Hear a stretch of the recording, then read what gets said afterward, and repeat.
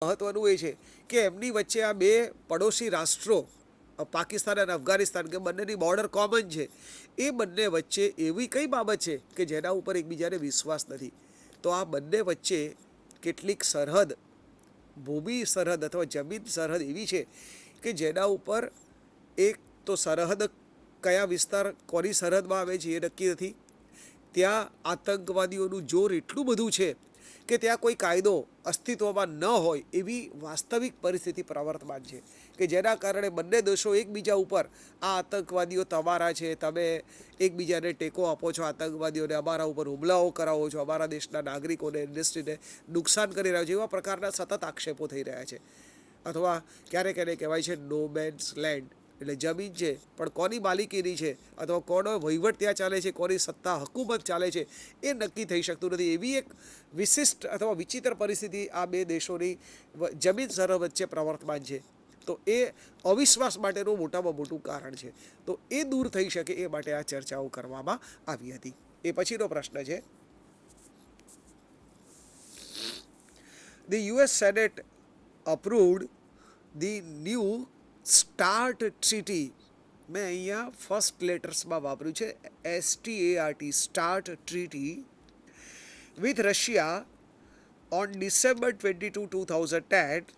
એક નવા પ્રકારનો કરાર, ટ્રીટી એટલે કરાર, રશિયા અને અમેરિકા વચ્ચે કરવામાં આવ્યો અને એ માટે અમેરિકાની સેનેટે એને મંજૂરી આપી. આ જે ટ્રીટી અથવા કરાર છે એ કયો છે? The treaty is an arms reduction agreement, trust but verify. મેં ત્યાં સ્પષ્ટતા માટે ઇન્ટુ ધ બ્રેકેટ વિગત આપી છે.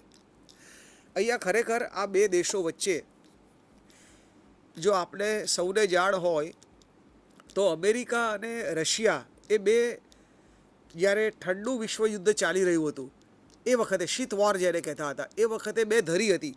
વિશ્વના બધા દેશો આ બે દેશો સાથે જોડાઈ ગયેલા હતા. ભારત ઇનિશિયલી રશિયા સાથે જોડાયેલું હતું. Now we have converted with or we have developed the relations with the US, fine. પણ એ સમયની અંદર આ બંને હરીફ રાષ્ટ્રોએ અણુશસ્ત્રો અને બાયોટેકનોલોજીના વેપન્સ બહુ મોટી સંખ્યામાં ડેવલપ કર્યા છે. ઇવન કેમિકલ વેપન્સ પણ છે એમની પાસે. હવે આ વિશ્વયુદ્ધની પરિસ્થિતિ લગભગ ઠરી ગઈ છે અથવા શાંત પડી ગયા છે. હવે બે એકબીજાના હરીફો રહ્યા નથી. ઇવન રશિયા બ્રેકઅપ થઈ ગયું છે, તૂટી ગયું છે. રશિયાના નાના નાના દેશોની અંદર વિભાજન થઈ ગયું છે.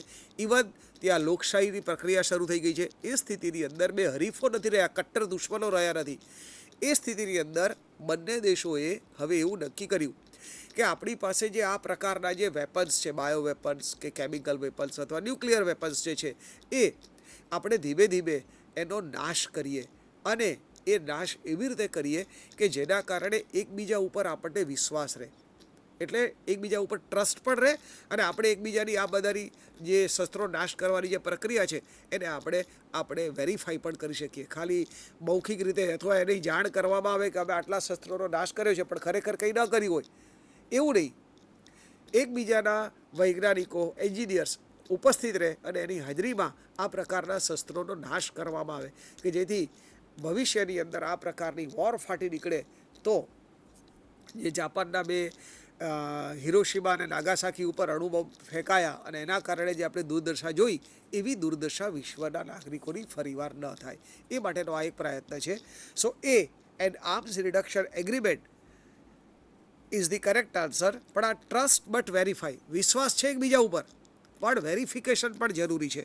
એટલા માટે આ ટ્રીટીનું નામ છે સ્ટાર્ટ ટ્રીટી, કે આપણે આ પ્રકારની એક શરૂઆત કરીએ અને બંને દેશો એકબીજાના અણુમથકોની મુલાકાત લઈ શકશે એવી એની અંદર કન્ડિશન છે.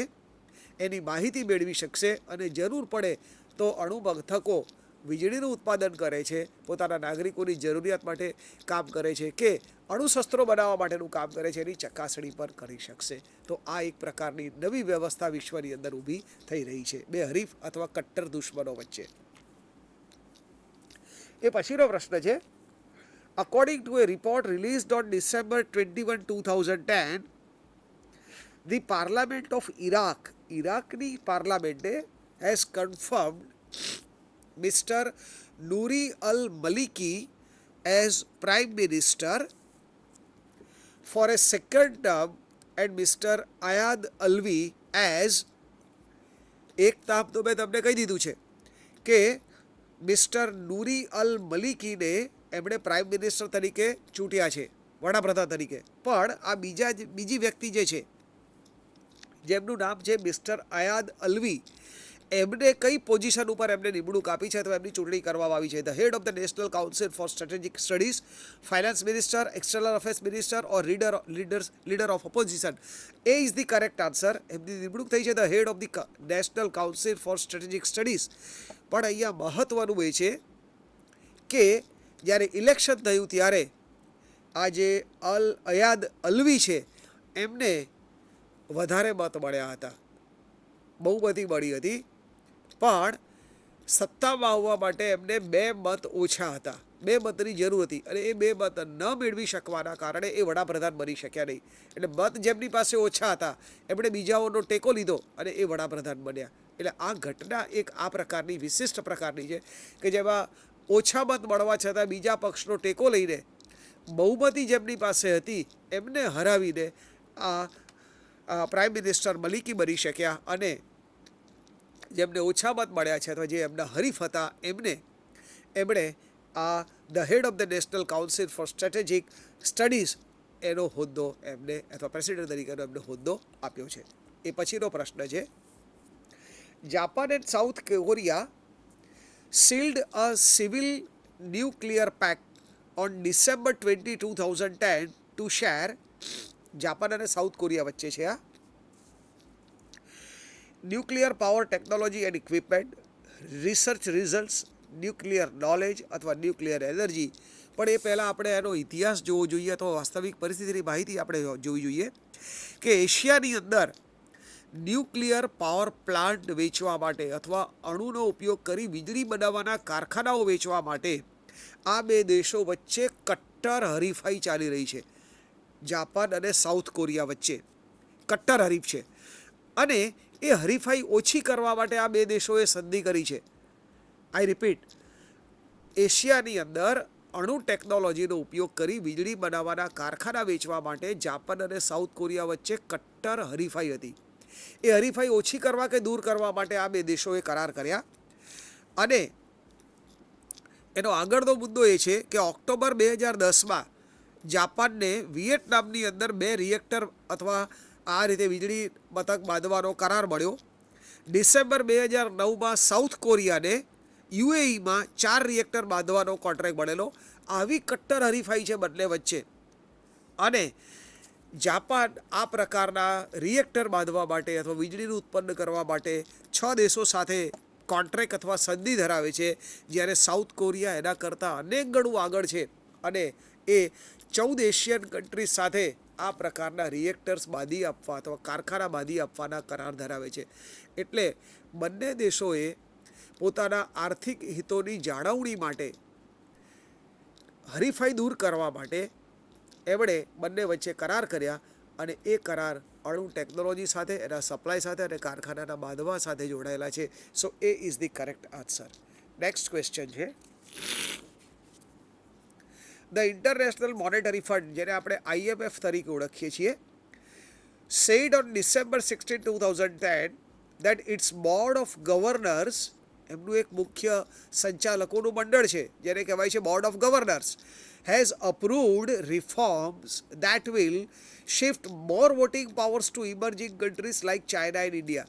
આ જે સુપ્રીમ બોડી છે જેને કહેવાય છે બોર્ડ ઓફ ગવર્નર્સ, એમણે ડિસેમ્બર 16, 2010ના રોજ એક ઠરાવ કરીને એવી જોગવાઈ કરી છે કે હવે જે આર્થિક રીતે વિકાસ થઈ રહ્યો છે, જે મહત્તમ વિકાસ થઈ રહ્યો છે, એ જે 2 દેશો છે ચીન અને ઇન્ડિયા, આ 2 દેશોને મત આપવાનો જે અધિકાર છે એમના રાઇટ્સની અંદર પર્સન્ટેજની અંદર વધારો કરવો. એટલે હવે આ ઠરાવ થયા પછી ચીન અને ભારત પાસે IMFની અંદર, ઇન્ટરનેશનલ મોનેટરી ફંડની અંદર જે વોટિંગ રાઇટ્સ છે એ વોટિંગ રાઇટ્સની અંદર 6% વધારો થવાનો છે. અને આ જે વોટિંગ રાઇટ્સ છે એમાં સૌથી વધારે વોટિંગ રાઇટ્સ 10 દેશો પાસે છે વિશ્વના. એ 10 દેશોની યાદી છે. અમેરિકા, જાપાન, ચીન, Brazil, Bharat, Russia, France, Germany, Italy અને બ્રિટન. અને આ 10 દેશો હવે વિશ્વના સૌથી વધુ વોટિંગ પાવર્સ ધરાવતા દેશો આ ઠરાવનો અમલ થશે ત્યાર પછી બનશે. એટલે જેમની પાસે અત્યારે વધુ વોટિંગ રાઇટ્સ છે એવા વિકસિત રાષ્ટ્રો પાસેથી 6% વોટિંગ રાઇટ્સ ઓછા કરવામાં આવશે અને ભારત અને ચીનને અત્યારે જે એમના પાસે વોટિંગ રાઇટ્સ છે એમાં 6%નો વધારો કરવામાં આવશે.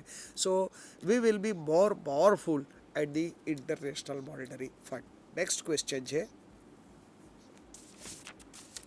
which of the following countries has developed the construction of a key 3310 meter tunnel near its border with India on December 15, 2010? બહુ જ મોટા પહાડો પર એમણે આ એક ટનલ બનાવી છે, ટનલ કહેવાય. અને એ પહાડની નીચેથી જે આ ટનલ બનાવી છે એ બહુ કી ટનલ છે. કી એટલે બહુ જ અગત્યની, એનું ઉપયોગિતા એની બહુ જ અગત્યની છે. અને એ ટનલની લંબાઈ જે છે એ 3310 મીટરની છે. એ ટનલ કયા દેશે બાંધી છે અને એ પણ ભારતની બોર્ડર પર છે. તો આ જે ટનલ છે એ ટનલ બરફ આચ્છાદિત હિમાલયના પહાડોની અંદર બનાવવામાં આવી છે. 3750 મીટરની ઊંચાઈએ બરફ આચ્છાદિત જે પહાડો છે, પર્વતો છે, એની નીચે આ ટનલ બનાવવામાં આવી છે.